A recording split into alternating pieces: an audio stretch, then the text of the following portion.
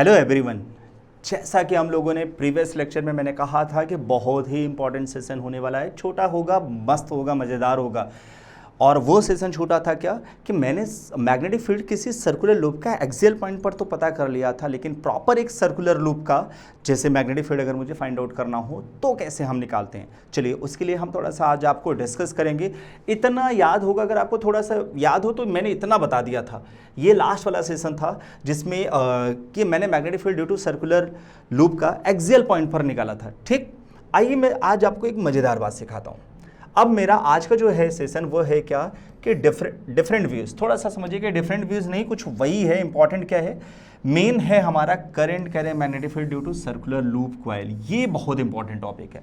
Circular loop अक्सर पूछा जाता है, एग्जाम में पूछा जाता है, कंपटीशन के भी पॉइंट ऑफ व्यू से इंपॉर्टेंट है। इस पर बेस्ड न्यूमेरिकल बहुत अच्छे अच्छे आते हैं। खैर आइए समझते हैं। जैसे सपोज करिए, अब इसको थोड़ा सा प्रैक्टिकली समझिए 3D के टर्म्स में।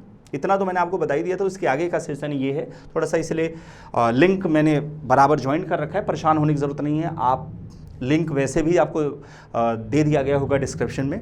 खैर, तो इसमें प्रैक्टिकली समझिए। सपोज करिए मेरे पास एक कार्डबोर्ड हो, क्या हो, कार्डबोर्ड, राइट।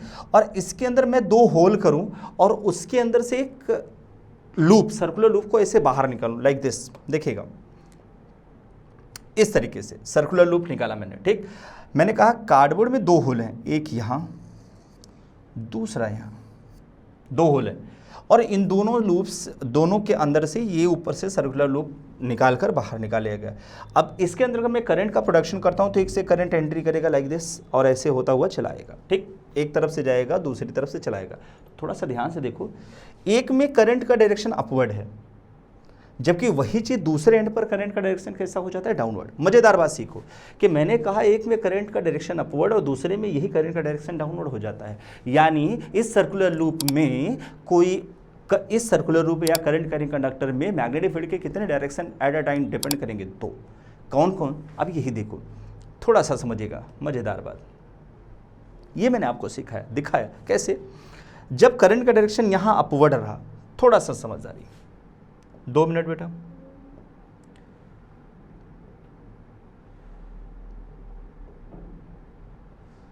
सी,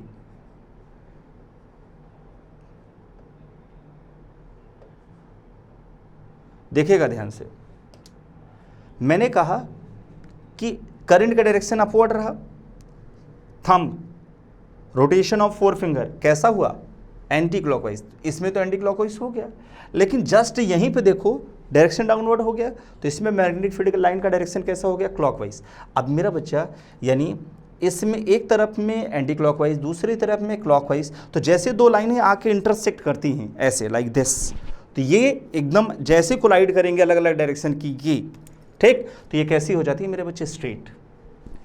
कैसी हो जाएंगे, स्ट्रेट। यानी इस पॉइंट पर ना वो इधर की लाइन को फिल करेंगी ना इधर को फिल करेंगी, क्योंकि इस पॉइंट पर दोनों एक साथ हो जा रही हैं। ध्यान से समझना, एक बड़े मजेदार बात है।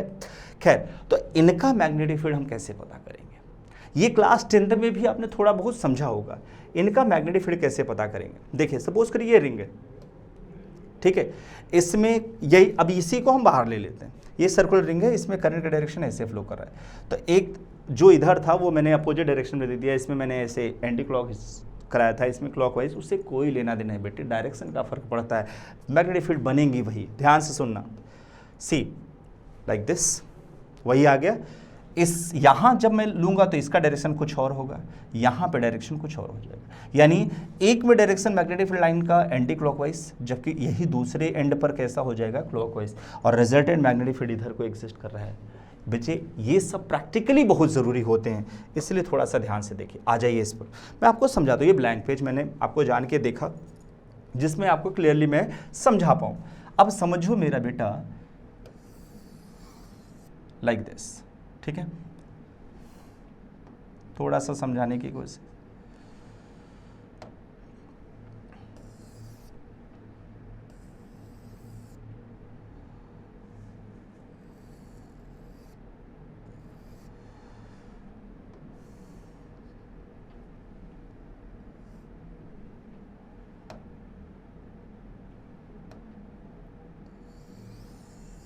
ये ऐसे बन गया लूप, ठीक, वो जो सर्कुलर लूप था करंट इधर से जा रहा है, राइट। अब ध्यान से देखना, मुझे इस पॉइंट पर मैग्नेटिक फील्ड पता करना है। आ जाओ, छोटा सा करंट एलिमेंट dl, मान लिया इसकी रेडियस r हो जाए। अब इसका इस पॉइंट पर मैग्नेटिक फील्ड निकालना है। ध्यान से समझो, db का डायरेक्शन, dl का डायरेक्शन किधर हो गया? अगर देखो r के डायरेक्शन में तो कैसा हो गया? परपेंडिकुलर। क्या होगा मेरा बच्चा? वी हैव, या by Biot Savart law,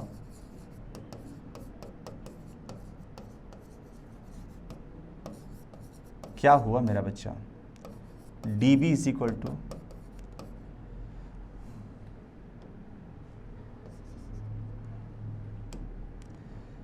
mu naught by 4 pi I D L sine theta by R square. आपको पता है dl और r परपेंडिकुलर हैं, और वैसे भी आपको पता है टेंजेंट हमेशा रेडियस के साथ कैसा होता है? परपेंडिकुलर। तो थीटा कितना हो जाएगा? 90। Very good. जैसे ही थीटा 90 हो गया तो dB की वैल्यू क्या हो गई? Simple, mu naught by 4 pi I D L by R square. देख बेटा मजेदार बात, integrating of both side, b की वैल्यू क्या हो जाएगी? म्यू नॉट बाई 4 पाई बाहर आई बाई आर स्क्वायर, क्योंकि ये सारी वैल्यू कांस्टेंट है। Integration of dl, minimum length 0, maximum कितना? 2 पाई आर। बहुत इजी बेटे, बहुत इजी। तो क्या हो जाएगा? Mu naught by 4 pi I by R square. देखना, मैंने कहा था सेशन छोटा होगा लेकिन बहुत आसान होगा, देखिएगा ध्यान से। सेट, ध्यान से देखिएगा। तो मैंने आपसे ये कहा कितना हो जाएगा? Mu naught by 4 pi I by R square. क्या बात है, वेरी गुड। इसका इंटीग्रेशन 0 टू 2 पाई आर, यानी कितना? 2 पाई आर। बड़ा सिंपल यार। कहोगे सर कितना आसान है ये? बिल्कुल आसान है, पाई से पाई गया, 2 2 जा 4। देख बेटा कितना आ गया b की value? Simple, mu naught by mu not I by 2r।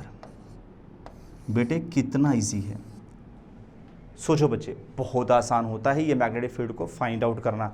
किस तरीके से हमने निकाल लिया अब आपको समझ में आ गया होगा। अच्छा, एक मज़ेदार बात सिखाता हूँ, ये नोट कर लेना आप लोग। तो मैं एक मज़ेदार बात सिखाता हूँ। क्या? ऐसे सोचो कि इनकेस मेरे पास कुछ क्वेश्चंस आए, एक क्वेश्चन मैं मज़ेदार सिखाता हूँ, बहुत ज़्यादा परेशान होने की ज़रूरत नहीं है। लाइक दिस, सपोज करो कि ये सेंटर और ए बी सी डी इधर से करंट जा रहा था, राइट। और मैं आपसे कहूँ कि इस पॉइंट, मान चलो इसका रेडियस, ये सेमी सर्कल है, इसका रेडियस r हो जाए, तो इस पॉइंट O पर मैग्नेटिक फील्ड क्या होगा? बहुत ध्यान से समझिएगा। Find magnetic field at O। अब सोचिए, इस O पर मुझे मैग्नेटिक फील्ड पता करना है। बच्चे ध्यान से सुनना।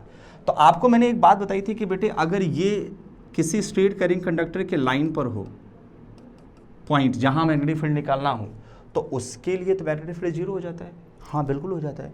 यानी AB और CD के लिए मैग्नेटिक फील्ड, इसका भले मैं मान लूँ B1 और इसका मैंने मान लिया B3, तो B3 भी 0 हो जाएगा, B1 भी 0 हो जाएगा, क्योंकि जिस पॉइंट पर मैग्नेटिक फील्ड निकालना है वो उसी लाइन, करंट कैरिंग कंडक्टर के लाइन के एक्सिस पर आ रहा है। ठीक है, तो 0 हो गया, चलो कोई बात नहीं। अब इसका क्या होगा? सेंटर पर, इस पर। तो एक तरीका सिखाता हूँ मेरे बच्चे, ध्यान से सुनना। B is equal to generally क्या हो गया? सेकंड वाले का B2। तो क्या होता है, हम जनरली क्या लिखते हैं? Mu naught by 4 pi IDL maximum, तो क्या हो जाएगा? I D L by R square, यही लिखते हैं ना। अभी सोच मेरा बच्चा, मैक्सिमम के लिए थीटा 90 हो गया ना। डीएल क्या है? लेंथ। यानी क्या इस पर डीएल वो आर्क को शो कर रहा होगा? हाँ बिल्कुल। तो सोच मेरा बेटा, एक फॉर्मूला होता है, ये आपको समझदारी के लिए बता रहा हूं। एंगल इज इक्वल टू क्या होता है? Arc upon radius. क्या बोलते हो यार? हाँ बिल्कुल सही। कितना आसान बता रहे हो सर आप। एंगल सेमी सर्कल है तो कितना बनाएगा? पाई, उससे ज़्यादा उसकी औकात ही नहीं है। आर्क मुझे नहीं पता ये कितना हो सकता है, डीएल। छोटा ले सकता हूँ, बड़ा ले सकता हूँ, पूरा भी डीएल हो सकता है, बहुत बड़ी बात नहीं है। तो डीएल की जगह क्या हो जाएगा? पाई आर। देख बेटा मज़ेदार बात, पाई आर हो गया क्या? अभी सोच मेरे बच्चे, तो B2 कितना हो जाएगा? म्यू नॉट बाई 4 पाई आई, ध्यान से सीखते रहना, पाई आर बाई आर स्क्वायर। पाई से पाई गया, पाई, आर से एक आर कैंसिल हुआ, कितना आ गया B2 की वैल्यू, तो आप कहोगे सर B2 आ गया म्यू नॉट I/4R, यानी टोटल मैग्नेटिक फील्ड कितनी हो गई, B is equal to B1 B2 B3। अब आपको पता है B1 और B3 जीरो थे, ये और ये जीरो थे, सारी वैल्यू इस पर डिपेंड कर जाएगी। B की वैल्यू आ जाएगी म्यू नॉट I/4R, यानी सेंट्रल पर जो मैग्नेटिक, इस सेंटर पर जो मैग्नेटिक फील्ड एग्जिस्ट करेगा वो सिर्फ और सिर्फ इस लूप की वजह से एग्जिस्ट करेगा, बाकी नहीं मेरा बच्चा। सोचो कितना सिंपल था, बहुत इजी मेरे बच्चे। अगर इसी को एक आध क्वेश्चन और आपसे मैं डिस्कस करूं, चलो ठीक है इतना हो गया, बहुत अच्छी बात है सर, थोड़ा सा और बता दीजिए। देखिए सपोज करिए मैंने आपसे कहा मेरे पास एक ऐसा लूप सी, एक क्वेश्चन और छोटा सा,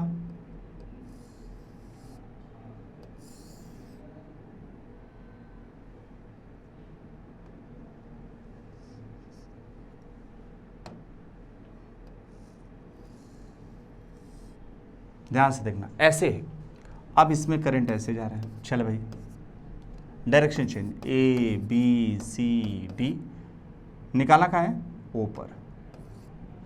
अब मैं कह दूं ये R1 और ये R2, C, फिर वही अगर मैं कहूं find the magnetic field at O, क्या बोलूं, find magnetic field at O। चल बेटा अब मजेदार बात सीखो, इसी ऊपर मैग्नेटिक फील्ड पता करना है, ध्यान से सीखना, बहुत इजी है। आप कहोगे सर अरे बड़ा आसान है, क्योंकि इसका और इसका तो जीरो हो जाना।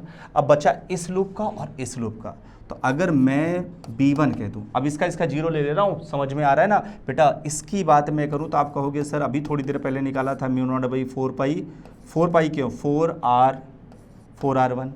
और B2 की बात मैं करूं तो म्यू नॉट I/4R2।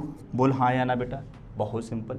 लेकिन आप देख रहे हो एक में करंट का डायरेक्शन इधर है तो दूसरे में करंट का डायरेक्शन इधर है, तो ये भैया नेट मैग्नेटिक फील्ड कितना हो जाएगा।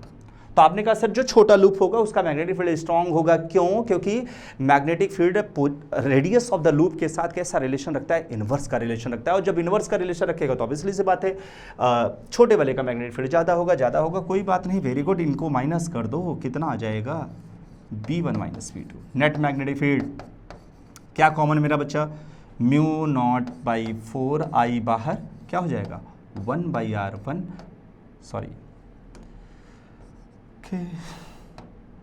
Mu naught by R1, 1/R2। वाह रे वाह, बड़ा सिंपल, कितना आसान है, कोई दिक्कत वाली बात नहीं, सिंपल। तो ये आ गया मेरा net magnetic field at O। ऐसे ढेर सारे क्वेश्चंस होंगे, आप लोग लगाइएगा, जो नहीं आएगा बेझिझक पूछिएगा। तो हम लोगों ने आज तो इतना लेक्चर पढ़ लिया, स्ट्रेट करंट कैरिंग कंडक्टर की एप्लीकेशन पढ़िए, बायोसेवर्ट लॉ के application, straight current carrying conductor का मैग्नेटिक फील्ड मैंने फाइंड आउट किया। और अब हम लोग जो हमारा नया नेक्स्ट सेशन होगा, नेक्स्ट लेक्चर होगा, उसमें हम लोग डिस्कस करने वाले हैं किसके बारे में, इसी को अगर सर्कुलर लूप में, स्ट्रेट वायर तो समझ में आ गया, अगर इसी को सर्कुलर लूप में कन्वर्ट कर दिया जाए तब हम मैग्नेटिक फील्ड कैसे निकालते हैं। तो हमारा अगला टॉपिक होगा current carrying conductor due to magnetic field current due to current carrying circular loop, और लूप प्लस उसका एक और केस बनेगा ऑन एक्सियल लाइन। तो हम लोग बाकी के 2 लेक्चर पर डिस्कस करेंगे नेक्स्ट टर्म पे।